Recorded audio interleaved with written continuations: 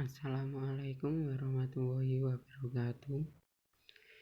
Saya di video ini akan mempresentasikan teks resensi novel saya yang berjudul Gelombang. Sebelum itu, saya memperkenalkan diri terlebih dahulu. Nama saya Muhammad Wildan Gimnastiar, absen 27 dari kelas 11 MIPA 5. Selamat menonton. Resensi novel. Judul resensi: Menjelajah alam mimpi bersama gelombang. Identitas resensi. Judul buku: Gelombang. Penulis D.E. Lestari. Penyuting Ika Yuliana Kurnianingsih. Penerbit Bentang Pustaka. Tahun terbit September 2014. Tebal halaman 482 halaman. Pendahuluan. D.E. Lestari, nama pena dari Dewi Lestari, lahir di Bandung, 20 Januari 1976.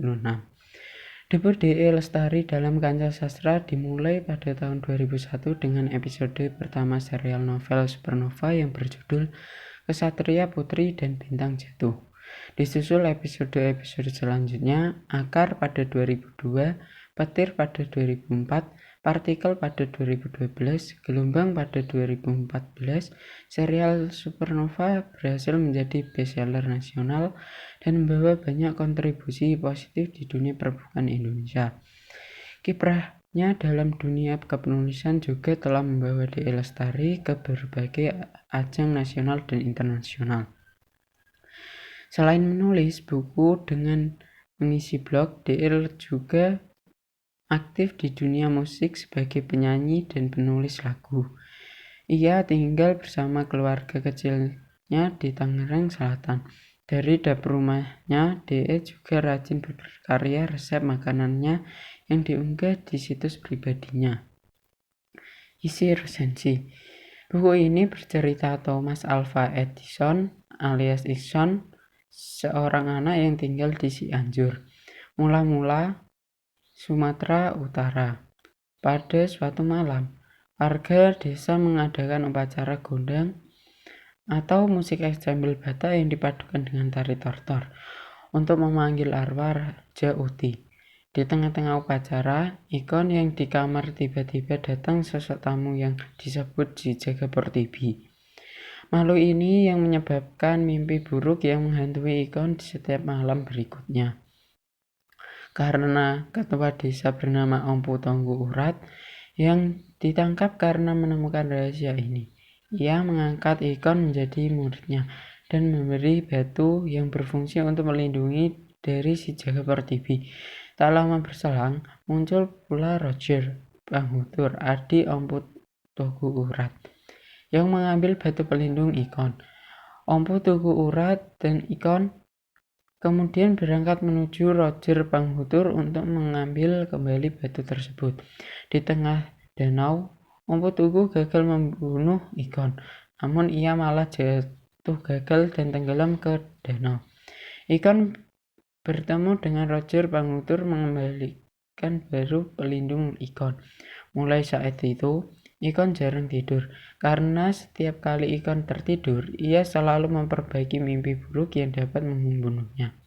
Ikon sekeluarga akhirnya pindah ke Jakarta untuk menghindari hal-hal di kampung halamannya.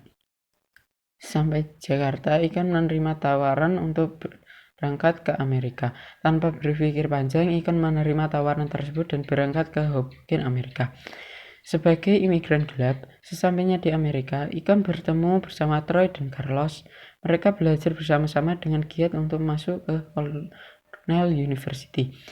Ikon tinggal di sebuah apartemen yang dihuni oleh mafia-mafia, salah satunya adalah Rodrigo, kakak Carlos. Usaha mereka tidak sia-sia. Mereka bertiga akhirnya diterima di Cornell University dan mendapat pekerjaan di Wall Street. Merasa prihatin dengan keadaan Ikon, Troy dan Carlos menghadiahkan Ikon sebuah kartu nama NSA, sebuah klub prostitusi kelas atas, untuk memberikan kesempatan bagi Ikon agar bisa bersenang-senang setelah melalui pergulatan batin. Ikon akhirnya menghubungi nomor yang tertera di kartu nama tersebut. Sesosok wanita pun bernama Ikhtiar menjadi pasangan Ikon malam itu. Setelah berhubungan intim dengan Ikhtiar, Ikon tertidur. Ia kembali mengalami mimpi buruk dengan berhadapan dengan si jago pertiwi. Ia pun terbangun dan menyadari bahwa sosok Ikhtiar telah menghilang dari kamar. Ikon yang hampir mati itu bergegas menuju rumah sakit. Di sana ia bertemu dengan dokter yang bernama Dr. Niki. Setelah mengedarkan cerita Ikon, Niki menyarankan Ikon agar mengunjungi Somniverse, klinik gangguan tidur. Di Somniverse, Ikon dipaksa untuk berhadapan dengan akan mimpinya. Percobaan di Somniverse menghasilkan dan bahwa sebenarnya yang berusaha membunuh Ikon sewaktu bermimpi adalah dirinya sendiri. Ikon kembali menjalani perawatan di Somniverse dan melalui berinteraksi dengan alam mimpinya. Di alam mimpi Ikon, ia menemukan informasi-informasi baru yang tidak diingat. Ia juga mendapat informasi mengenai suatu hal yang ada di sana, salah satu dari buku yang pernah ia baca. Buku ini karangan Dr. Khalden Shakya, yang diketahui tinggal di Tilbet. Berusaha memperoleh petunjuk, Ikon bersama Niki akhirnya berangkat ke Tilbet. Sampai di Tilbet, Ikon dipandu oleh seorang yang bernama Pemba. Setelah berputar-putar di Tilbet, akhirnya Ikon mengalami kejadian yang sama seperti apa yang penuh dimimpikannya. Ia berjalan di lorong-lorong kumuh dan berhenti pada rumah. Di sana ia menemukan Dr. Khalden. Dr. Khalden mengajak Ikon menyerpi ke lembah Yarlung. Ikon, Pemda, dan Dr. Khalden akhirnya berangkat berjalan kaki di atas jembatan. Pemda berusaha membunuh Ikon, namun dengan bantuan Dr. Khalden, Pemda terjatuh dan hanyut ke dalam aliran sungai. Dr. Khalden kemudian menjelaskan mengenai apa yang sebenarnya terjadi. Ia menjelaskan bahwa Ikon adalah seorang perentas, Dr. Khalden adalah seorang infiltran, kemudian Pemda seorang sarvara.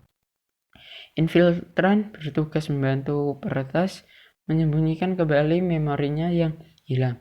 Sarva bertugas membunuh peretas. Setelah mendengar penjelasan Dr. Khalden, mereka berdua pun melanjutkan perjalanannya. Sesampainya di pondok, Dr. Khalden menyuruh Ikon untuk tidur dan memasuki alam mimpinya. Kali ini Ikon dibantu oleh Dr. Khalden menjelajahi alam mimpinya. Terkuatlah ingatan Ikon tentang dirinya sendiri, gelombang dan tugas yang ia emban. Ia juga sadar bahwa alam mimpi yang selama ini mencoba membunuhnya adalah program yang ia buat sendiri untuk mengikat dirinya akan tugas yang diembannya. Kelebihan dan kekurangan novel. Kelebihan 1. Gelombang memiliki data yang terbilang valid dan konkret. Hal ini jelas menguntungkan pembaca yakin untuk berkomunikasi informasi yang diperoleh setelah membaca. 2. D.L. Lestari pandai dalam memilih karakter dan penukuhan. Semua tokoh yang memiliki karakter tajam dan kuat benar-benar nyata. 4. 3. Setiap kalimat yang terjalin seperti magnet yang terus membuat pembaca ingin selekasnya menuntaskan bacaannya. 4. Kisah fiksi yang dipilih sangat membumi. Meskipun tetap ada beberapa hal mistik, namun D.L. Lestari mengemasnya dengan sangat rapi dan baik. Kekurangannya 1. Cerita yang mengalir begitu cepat dan sangat kurang pada begitu bagian akhir. Pembagiannya yang sudah terkesiap dengan prestasinya kisah sejak awal dan akan kecewa komplikasi endingnya yang sangat luar.